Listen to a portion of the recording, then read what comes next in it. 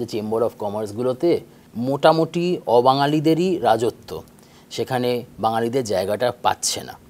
বাঙালি বিজনেসম্যানদের একটা কাউন্সিল নেই, সেটা নিয়ে তুমি ফিডব্যাক কী পেয়েছো?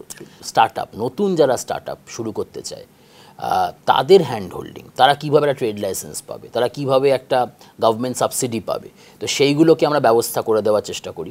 90% ভেন্ডর কিন্তু অবাঙালি ছিল, আজকের দিনে 70% ভেন্ডর বাঙালি এবং কাউন্সিলের থেকে।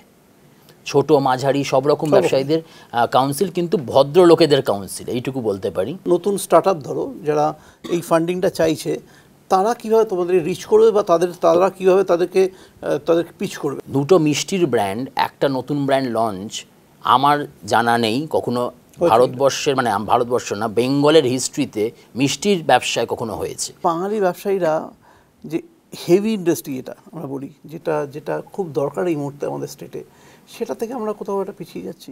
সেখানে আমার সেই নিশ্চয়তা নেই যে আমার সেফলি আমি ব্যবসাটা করতে পারবো। সেখানে কেন ব্যবসাদার আসবে বা করবে? বাইরে থেকেও আসবে কেন, আর বাঙালিরাও করবে কেন?